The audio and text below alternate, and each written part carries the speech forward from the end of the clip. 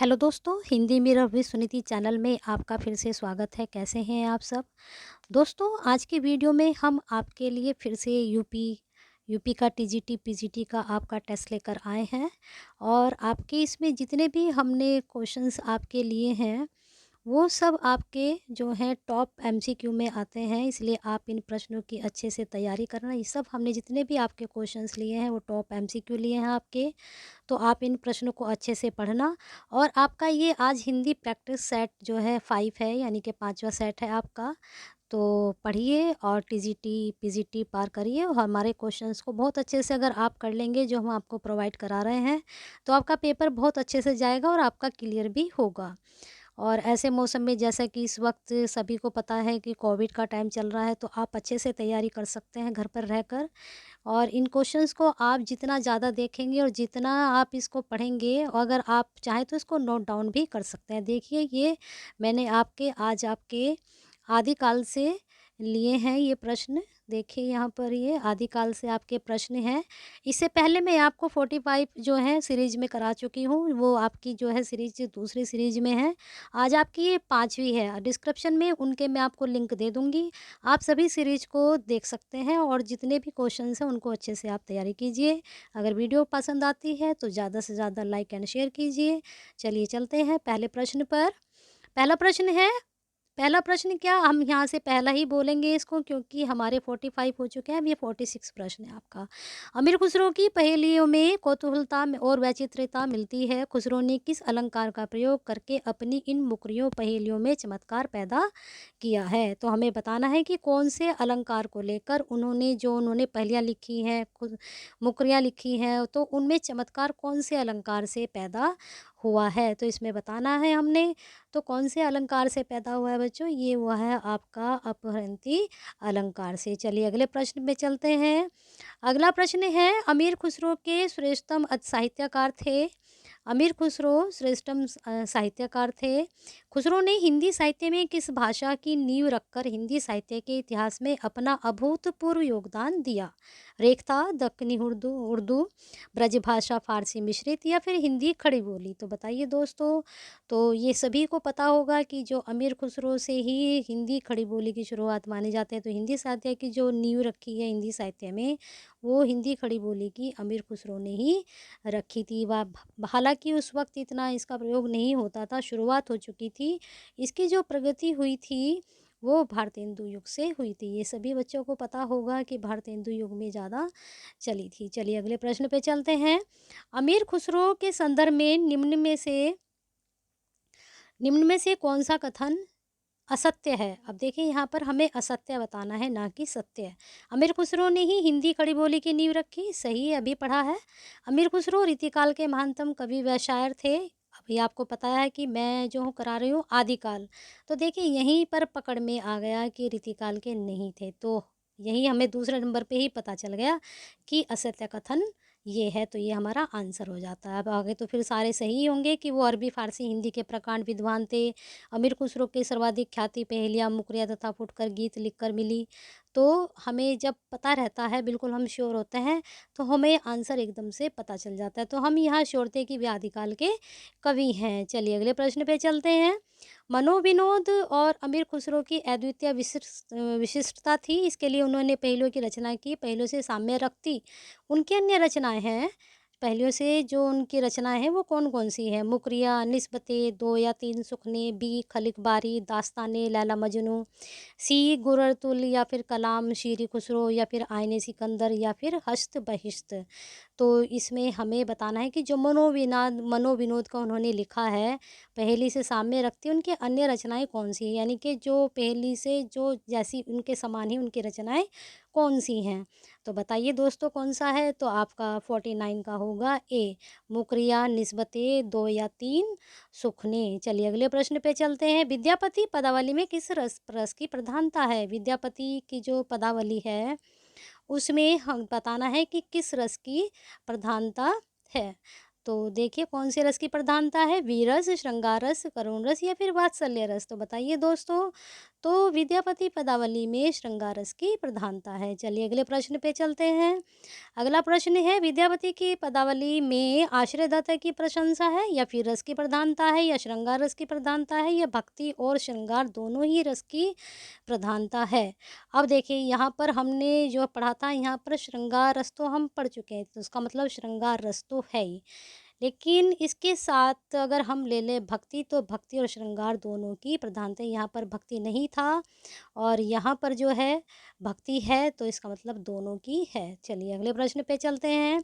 निम्न में से कौन सी रचनाएं विद्यापति की नहीं है? गया तलक, गया, एक मिनट, यहाँ से देखते हैं। गया, पत्तलक, शैव सर्वसार, वर्णकृत्य, पुरुष परीक्षा, कीर्तिलता, कीर्ति पताका, बरबेरमा रसायन या फिर गीतावली। तो इसमें हमें बताना है दोस्तों कि इसमें विद्यापति की रचना नहीं है, नहीं है बताना है तो अब देखिए, अब ये 4 ऑप्शन है, 4 में से एक ऐसा होगा कि जो नहीं होगा। अगर हमें पता है कि जैसे ये रचना गीतावली सभी को पता है कि ये तुलसीदास जी की रचना है, बरवे रामायण तुलसीदास जी के है, तो सीधा सीधा पता चल रहा है कि ये वाली रचनाएं उनकी नहीं है। ये किसकी हैं? ये आपके तुलसी दास जी की हैं। आप नोट डाउन करना चाहें तो कर सकते हैं, तुलसीदास जी की रचनाएं हैं, बाकी तीनों इनकी हैं। चलिए अगले प्रश्न पे चलते हैं। विद्यापति अपनी विभिन्न भाषाओं के जानकार थे। उन्होंने संस्कृत, प्राकृत, अपभ्रंश, मैथिली आदि भाषाओं का ज्ञान था। विद्यापति ने अपनी रचना पदावली किन भाषाओं में लिखी थी? अवध, संस्कृत, ब्रजबोली, मैथिली, प्राकृत, अपभ्रंश, खड़ी बोली या ब्रज भाषा। तो इसमें बताना है दोस्तों कि किस में। अब आपको पता है कि विद्यापति की जो प्रमुख भाषा थी वो तो मैथिली थी। अब मैथिली यहाँ भी नहीं है, यहाँ भी नहीं है, यहाँ भी नहीं है, लेकिन यहाँ है, तो इसका मतलब हमारा यही आंसर सही होगा। तो दोस्तों आपकी अप्रोच, आपका जो दिमाग है, बिल्कुल कोई चीज़ आपको पता है तो वो अप्रोच अगर आप लगाएंगे तो आपके आंसर बिल्कुल सही जाएंगे। तो आप अच्छे से अपनी जो है तैयारी कीजिए और अप्रोच का भी ध्यान रखिए कि आप कौन सी अप्रोच आंसर देने में लगा रहे हैं। अगर आपको एक आंसर बिल्कुल सही पता है तो आप उसी पर अटक जाइए और वहाँ से उस आंसर को निकालिए। कभी कभी हम कंफ्यूज हो जाते हैं तो हमारे आंसर गलत जाते हैं हमारे पढ़ने के बावजूद भी। अगला प्रश्न देखिए, विद्यापति के वर्ण्य विषय से संबंधित कौन सा कथन असत्य है? विद्यापति ने आलंबन की मुद्राओं, चेष्टाओं, क्रियाओं आदि का अभूतपूर्व वर्णन किया है। सूरदास की तरह विद्यापति ने राधा कृष्ण के प्रेम को आध्यात्मिक रखा है। नायिकाओं के रूप में सौंदर्य, नग सौंदर्य आदि के माध्यम से विद्यापति ने विश्व को उद्दीपन बना दिया है। विद्यापति के स्नेह स्नाता प्रसंग ने श्रृंगार की रस की अनूठी भावना है। तो देखिए क्या है, इसमें कौन सा कथन असत्य है? ठीक है, असत्य हमें छांटना है। ये तो पता है कि सूरदास की तरह विद्यापति ने राधा कृष्ण का किया है, तो अब हमें बताना है कि इसमें कौन सा कथन असत्य है। लेकिन सूरदास की तरह विद्यापति ने राधा कृष्ण के प्रेम के आध्यात्मिक को रखा है। तो देखिए इस वाले आंसर को आप ध्यान से देखिए तो ये वाला असत्य है। ठीक है, ये वाला उनका गलत है और यानी कि असत्य है। चलिए अगले प्रश्न पे चलते हैं। आदिकालीन किस रचना में तिरुहत के शासक के प्रशंसा का वर्णन है? तिरुहत, तिरुहत के बारे में पूछा है यहाँ पर। तिरुहत के शासक के प्रशंसा का वर्णन है। ध्यान से देखिए, तिरुहत के शासक की प्रशंसा की गई है। किसने की? कहाँ पर की? परमाल रासो, खुमान रासो, पदावली, कीर्तिलता। तो आप देखिए किसने की है, कहाँ की है। तो ये की गई है कीर्तिलता में। और ये किसकी है? विद्यापति जी की। आप सभी को मुझे लग रहा है कि ये पता होगा कि कीर्तिलता विद्यापति की है। ठीक है, चलिए अगले प्रश्न पे चलते हैं। निम्नलिखित कृतियों और उनके कृतिकारों के संबंध में असत्य कथन है। कुमारचर्यु, विजय संसूरी, गाथा सप्तशती, हाल कवि, पदावली विद्यापति या फिर उपदेश रसायन रास। अब इसमें हमें असत्य कथन छांटना है, तो इसका मतलब इनमें 4 हैं, चारों में से 3 तो सही है, सिर्फ एक ही गलत है। तो देखिए कौन सा गलत हो सकता है। विजय सुनसूरी की ये भी सही है, गाथा सप्तशती ये भी सही है, पदावली अभी हम पढ़कर ऊपर आ रहे हैं, ये तो 100% सही है। तो अब बचा है उपदेश रसायन रास। तो हमें बताना है कि ये किसकी है। मधुकर कवि जी की तो नहीं है। आपको पता है तो आप इसको मुझे डिस्क्रिप्शन में बताएंगे किसकी है। ऐसे मैं बता सकती हूँ आपको, लेकिन आपको मुझे डिस्क्रिप्शन में बताना है कि उपदेश रसायन किसकी लिखी हुई है। चलिए अगले प्रश्न पे। आदिकालीन गद्य रचना नहीं है और ये दोस्तों जो आपको बताया जाता है ना कि आप डिस्क्रिप्शन में ये जो आपके क्वेश्चंस होते हैं जो पूछे जाते हैं, तो ये आपका एक तरह से टेस्ट भी होता है, या आप में कॉन्फिडेंस भी आता है कि हाँ, हमसे ये चीज़ पूछी गई है तो हम इस चीज़ को बताएँ। अगर आप बताएँगे तो आपको और अच्छा करने की आपको प्रेरणा मिलेगी उससे, कि जब आप आंसर देते हैं। आदिकालीन गद्य रचना नहीं है, राउरवेल, उक्ति व्यक्ति प्रकरण, वर्ण रत्नाकर, इनमें से कोई नहीं। तो हमें इसमें बताना है कि आदिकाल की गद्य रचना नहीं है, पद्य नहीं, गद्य रचना नहीं है। तो बताइए इसमें कौन-सा आंसर होगा? तो 57 का आपका होगा डी, इनमें से कोई नहीं, ये सभी गद्य रचनाएँ हैं। ठीक है? चलिए अगले प्रश्न पे चलते हैं। हिंदी में नक्षिक वर्णन की श्रृंगार परंपरा का आरंभ माना जाता है। परमाल रासो, संदेश रासक, राउरवेल या फिर गाथा सप्तशती। तो बताइए दोस्तों, हिंदी में नक्षिक वर्णन बहुत हुआ है, श्रृंगार परंपरा का आरंभ माना गया, तो वो किससे माना गया है? तो 58 का आपका आंसर होगा सी, राउरवेल से। फिर अगला प्रश्न है, वर्ण रत्नाकर ही मैथिली हिंदी में रचित गद्य है, 7 कल्लोलों में विभाजित है, इसका संपादन हजारी प्रसाद द्विवेदी ने किया, या फिर उपरोक्त सभी। तो बताइए दोस्तों, तो इसमें हमें वर्ण रत्नाकर क्या है, क्या बताना है इसमें कि वर्ण रत्नाकर क्या है? ये सारे ही सही ऑप्शन हैं या फिर इसमें से कोई एक ही है? तो इसमें एक ही है आपका, मैथिली हिंदी में रचित गद्य है। चलिए अगले प्रश्न पे चलते हैं। ढोला मारू राधुहा का वर्ण विषय है, प्रेम वर्णन, आश्रयदाता की प्रशंसा, युद्ध वर्णन या फिर 11वीं शताब्दी के लोक जीवन का वर्णन।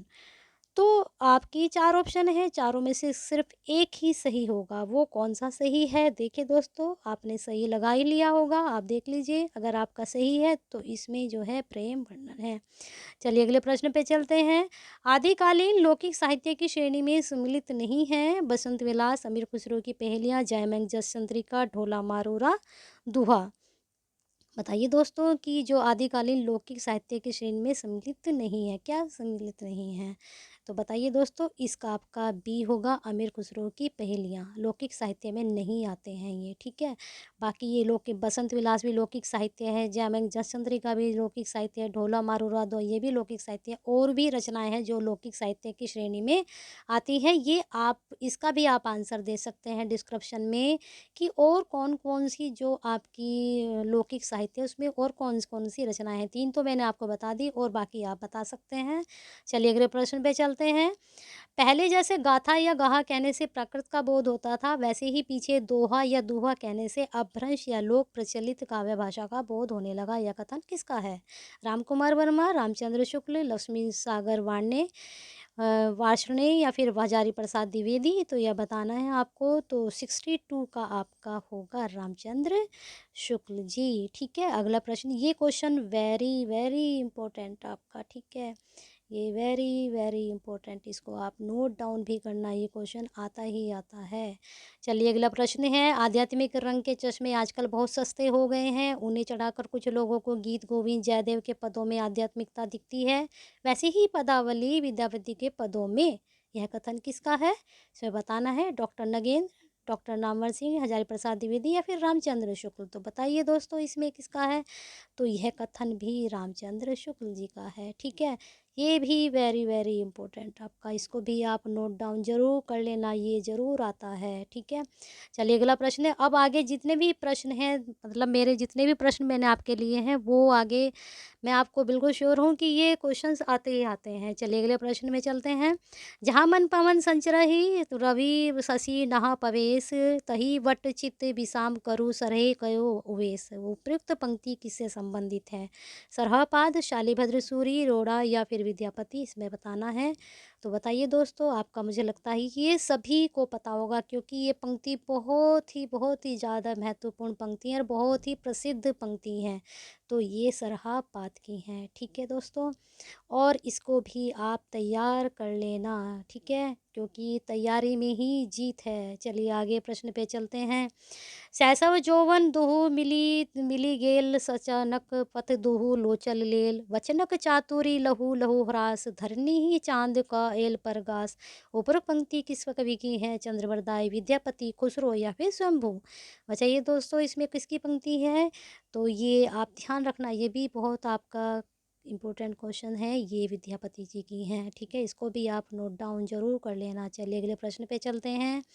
66 12 बरस। अब देखिए ये भी बहुत ज़्यादा खास क्वेश्चन है। 12 बरस लो कुकर जीवे, अरु 13 लो जीवे सियार, बरस 18 क्षत्रिय जीवे, आगे जीवन को धिक्कार।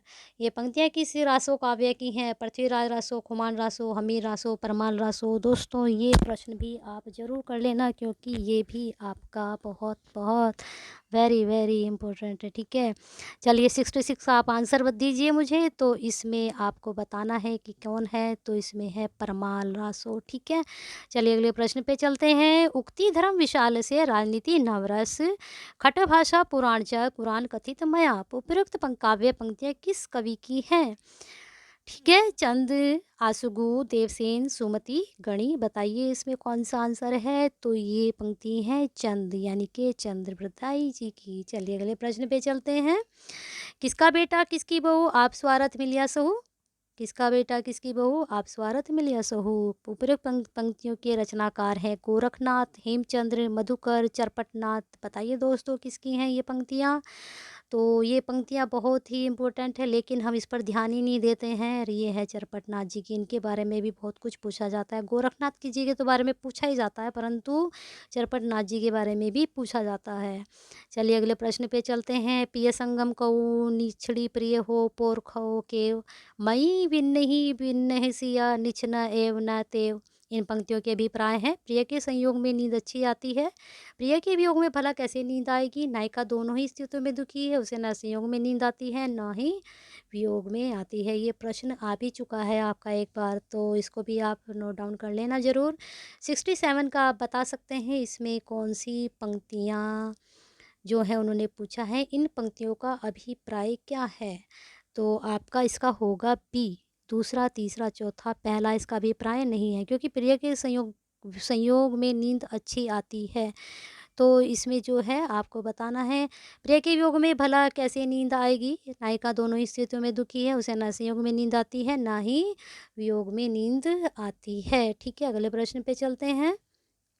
इसके जो है दूसरा, तीसरा और चौथा ही सही है। चलिए अगले प्रश्न पे चलते हैं। 70 तुम्बी में त्रिलोक समाय त्रिवेणी रिव चंदा, पूजो रे ब्रह्म ज्ञानी अनहद नाद अभंगा।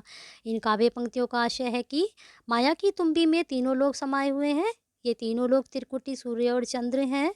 ब्रह्म को पूछे बिना ज्ञान की प्राप्ति नहीं होती, या फिर इसलिए अखंड अनहद नाद को समझना चाहिए। तो बताइए इन चारों में क्या है कि इसमें जो है इन काव्य पंक्तियों का आशय ये सभी है, या फिर 1 2 3 है, या फिर 3 4 है। तो बताइए इन पंक्तियों का आशय क्या है? तो इन पंक्तियों का आशय आपका 1 2 4 है, ये वाला। ठीक है, यानी कि इसका पाया की तुम्बी में तीनों लोग समाये हैं।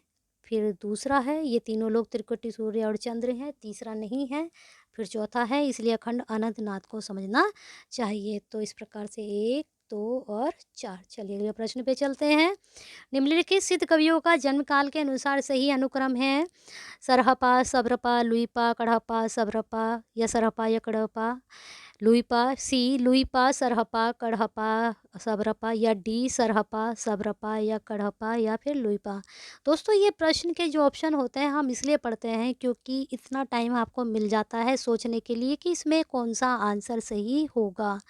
अगर हम डायरेक्ट आपको आंसर बता देंगे तो आपका दिमाग बिल्कुल भी नहीं चलेगा, और आप सिर्फ आंसर ही, बहुत सा मैंने देखे हैं कि सिर्फ सीधा आंसर ही बताते हैं। उसमें स्टूडेंट को सोचने का मौका ही नहीं मिलता है कि इसमें कौन सा आंसर सही होगा। जब हम पढ़ते हैं तो आपको इसमें थोड़ा वक्त मिल जाता है कि कौन सा आंसर सही होगा, और आपका भी दिमाग जो है रोटेट होता रहता है कि हाँ ये वाला आंसर सही होगा।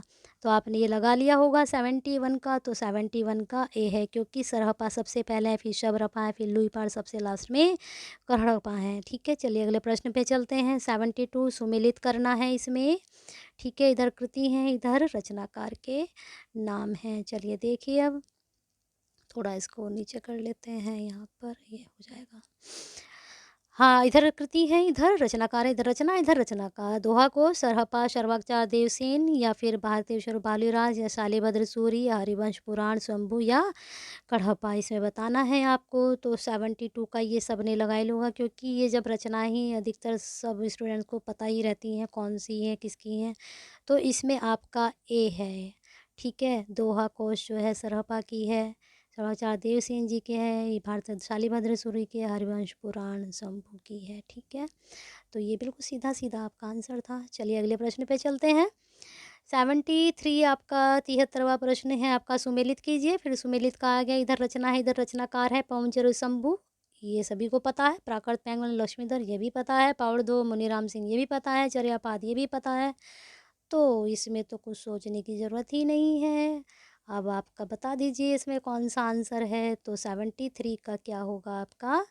बी, बिल्कुल सीधा-सीधा इसमें आंसर है ये मैचिंग का। ठीक है, इस तरह के आंसर बहुत रेयर मिलते हैं, लेकिन जब आते हैं तो बच्चों की मौज आती है कि अरे वाह! इतना आसान आंसर, ये तो हमें पता है। और उसमें क्या होता है, जब बिल्कुल एक आसान आ जाता है, एकदम फिर टिपिकल आ जाता है, उसमें फिर आपका दिमाग जो है सोचने लगता है कि अब क्या होगा। ठीक है, अब तो अच्छे से तैयारी कीजिए, आसान भी कीजिए और टिपिकल क्वेश्चंस भी कीजिए। चलिए अगले प्रश्न पे चलते हैं। आदिकालीन साहित्य के संबंध में कौन-सा कथन सत्य है? आदिकालीन साहित्य शुद्ध अपभ्रंश में है, आदिकालीन साहित्य शुद्ध हिंदी में है, आदिकालीन साहित्य अपभ्रंश भाष हिंदी में है, आदिकालीन साहित्य शुद्ध प्राकृत में है। तो इसमें कथन सत्य है। 4 ऑप्शन है, बताने हैं कौन-कौन से कथन सत्य हैं। तो बताइए दोस्तों, 74 का कौन-सा आपका आंसर होगा? तो इसमें देखिए साहित्य शुद्ध अपभ्रंश में है, सभी को पता है कि नहीं है। ठीक है, अधिकांश साहित्य शुद्ध हिंदी में, हिंदी भी नहीं है। तीसरा, अधिकांश साहित्य अपभ्रंश भाष हिंदी में ही है, ऐसा भी नहीं है। तो आदिकालीन साहित्य शुद्ध प्राकृत में है। हाँ, प्राकृत तो थी वहाँ पर शुद्ध, तो इसका 74 का आपका आंसर होगा डी। चलिए अगले प्रश्न पे चलते हैं। रासो काव्य के संदर्भ में निम्नलिखित में से असत्य कथन चुनना है। पृथ्वीराज रासो श्रृंगार रस प्रधान ग्रंथ है, बीसल देव रासो श्रृंगार रस प्रधान ग्रंथ है, अधिकतर रासो काव्य प्रामाणिक है, विजयपाल रासो अपभ्रंश की रचना है। तो 1 या 2, 1 या 3, 2 या 3 या 2 या फिर 4। तो बताइए दोस्तों कौन सा असत्य देखना है इसमें। ठीक है, पृथ्वीराज रासो श्रृंगार रस प्रधान ग्रंथ है, ये मैं अभी आपको बता चुकी हूँ कि पृथ्वीराज रासो किस तरह का है। ये आपको बिल्कुल अभी-अभी ऊपर के प्रश्न में बताया था। तो ठीक है, तो जहाँ पर 1 होगा वो तो सही ही होगा। अब हमें देखना है 1 कहाँ पर है, तो हम इसको एलिमिनेट कर देते हैं। ठीक है, ये वाली अप्रोच भी बहुत अच्छी रहती है। जब आपको पता है बिल्कुल कि श्रृंगार रस प्रधान है, तो हम बिल्कुल श्योर है कि 1 वाला तो ज़रूर ही आएगा। अब 1 है ए में और बी में। अब देखना है ए और बी में कौन-सा 1, 2 सही है या फिर 3 सही है। परिशुद्ध रासो श्रृंगार रस प्रधान ग्रंथ है, ये गलत है। अधिकतर रासो काव्य प्रामाणिक हैं, तो तीसरा प्रामाणिक है, हाँ, माना है लोगों ने। विजयपाल रासो अपभ्रंश की रचना है, ये अभी आपको ऊपर बताया था वो किस तरह की रचना है। तो अगर आपने ऊपर देखा हो ध्यान से, तो फिर कौन-सा आंसर सही होगा आपका, 1 और 3। चलिए अगले प्रश्न पे चलते हैं। आचार्य रामचंद्र शुक्ल के अनुसार किसकी रचनाएँ साहित्य कोटि की नहीं है? भटकेदार। आचार्य रामचंद्र शुक्ल के अनुसार ही बतानी है आपको, हमें और किसी के अनुसार नहीं देखना उनको। यहाँ पर क्या है, रामचंद्र शुक्ल जी को हाईलाइट किया जाएगा, उनके अनुसार बतानी है। भटकेदार नरपति नाला की रचनाएँ, सिद्धोर योगियों की रचनाएँ, जगनीक व चंद्रवरदाई की रचनाएँ, विद्यापति और खुसरो की रचनाएँ। तो 76 का आपको, ये सभी को पता है कि रामचंद्र शुक्ल जी जो थे, उन्होंने सिद्धों और योगियों को साहित्य में जगह ही नहीं दी, तो उनकी जो साहित्य कोटि में नहीं आती हैं। ठीक है, ये आप बिल्कुल ध्यान से रखना। जब आप उनका आचार्य रामचंद्र शुक्ल जी का हिंदी साहित्य का इतिहास पढ़ेंगे, तो उन्होंने उनको बिल्कुल भी जगह नहीं दी अपने साहित्य के इतिहास में। चलिए अगले प्रश्न पे चलते हैं। सीधे साहित्य का महत्व इस बात से बहुत अधिक है कि उससे हमारे साहित्य की आदि रूप की सामग्री प्रमाणिक ढंग से प्राप्त होती है। भाषा विज्ञान की दृष्टि से भी यह महत्वपूर्ण है। यह कथन किसका है? 77 का आपको उत्तर बताना है।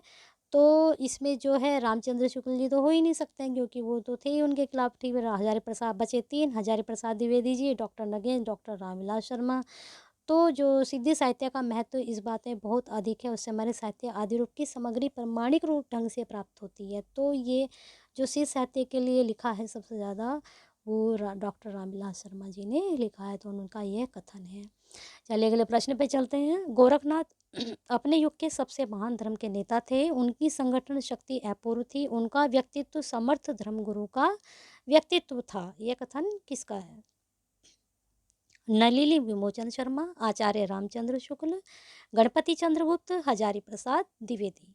तो बच्चे बताइए इसमें जो है 78 में कौन सा आंसर होगा। गोरखनाथ अपने युग के महान धर्म के नेता थे। उनकी संगठन शक्ति अपूर्व थी। आज भी नाम है गोरखनाथ जी का। तो यह कथन किसका है, तो ये बताना है आपको। तो 78 का 78 का होगा डी। चलिए अगले प्रश्न पे चलते हैं। इस मार्ग की सबसे बड़ी कमजोरी उसका रूखापन और ग्रस्त धर्म के प्रति अनादर भाव है। नाथ संप्रदाय के संबंध में यह कथन किसका है। तो बताइए दोस्तों यह कथन किसका है। तो यह कथन कहा है हजारी प्रसाद द्विवेदी जी ने। चलिए अगले प्रश्न पे चलते हैं। वस्तुतः छंद काव्यगत रूप वक्तव्य वस्तु कवि रूढ़ियों परंपराओं की दृष्टि से यह साहित्य अपभ्रंश साहित्य को बढ़ावा है। जैन साहित्य के संबंध में विचार किसका है। उनका मानना था, जिसने भी यह कथन दिया है, कि वस्तुतः छंद काव्यगत रूप वक्तव्य वस्तु, ठीक है, कवि रूढ़ियों और परंपराओं की दृष्टि से अपभ्रंश साहित्य को बढ़ावा दिया। जैन साहित्य के संबंध में यह विचार दिया है। किसने दिया है ये विचार, हमें देखना है। रामचंद्र शुक्ल ने, डॉक्टर नगेंद्र ने, डॉक्टर रामकुमार वर्मा ने, या फिर रमाशंकर शुक्ल रसाल ने। तो बताइए दोस्तों। तो यह कथन आपको दिया है रामचंद्र शुक्ल जी ने। उन्होंने कहा है कि जैन साहित्य के संबंध में उनका यह विचार है। चलिए ठीक है।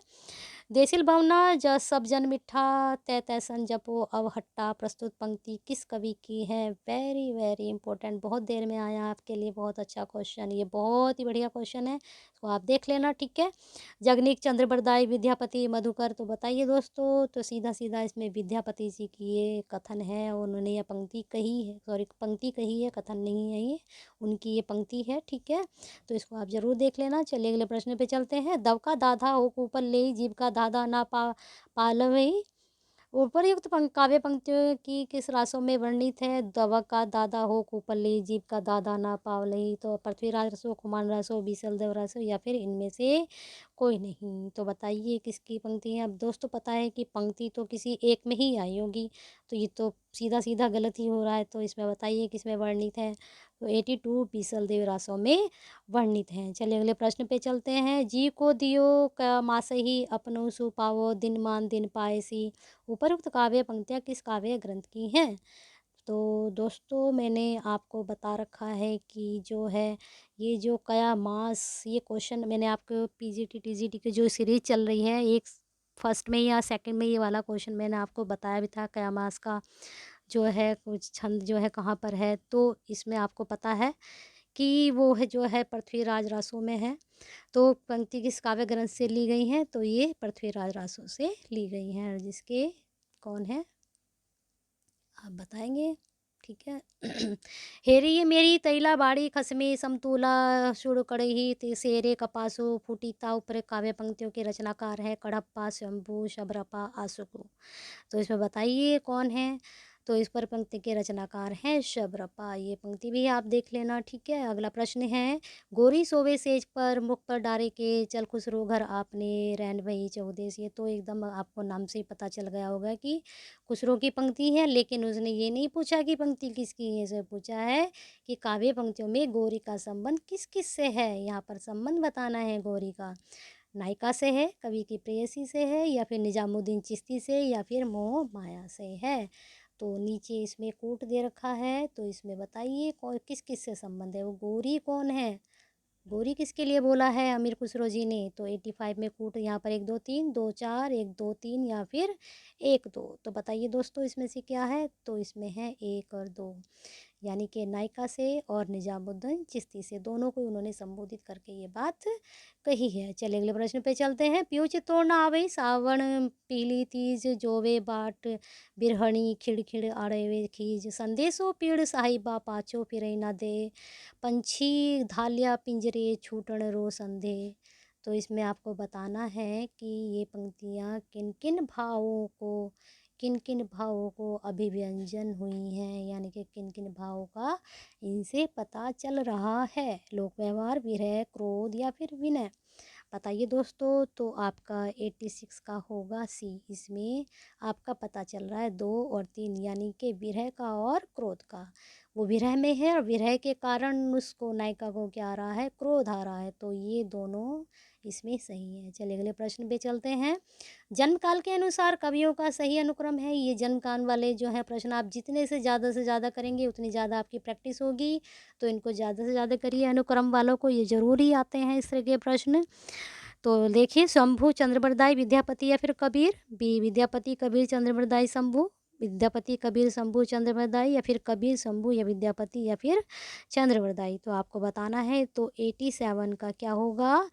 ए। सबको पता है कबीर जो है भक्ति काल के हैं और ये सभी कहाँ पर है? आदिकाल। चलिए अगले प्रश्न पे चलते हैं। रचना काल की, अब यहाँ पर आपका जो ये 88 प्रश्न है ये आपके जो है नेक्स्ट में सीरीज में कराऊंगी, जब आपकी मैं 6 वाली जो सीरीज लेकर आऊँगी। ठीक है, अब मैंने 87 तक हो गए। पहले मैंने आपको 45 कराए थे, ये 46 से लेकर 87 तक के हो गए। जो विद्यापति, ये आपके आदिकाल के जो मैं प्रश्न लेकर आऊँगी 88 से आगे के लेकर आऊँगी। अगर आपको दोस्तों यह वीडियो पसंद आई है तो उसको लाइक एंड शेयर ज़रूर करें। और अगर आपको पीजीटी टीजीटी की और भी वीडियोस देखनी है तो उनके मैं डिस्क्रिप्शन में लिंक दे दूँगी, आप वहाँ से उन वीडियोस को भी देख सकते हैं। और वीडियो पसंद आई है तो लाइक और शेयर कीजिए, और जो चैनल पर नए हैं स्टूडेंट वो इसको सब्सक्राइब ज़रूर कर लें। ठीक है।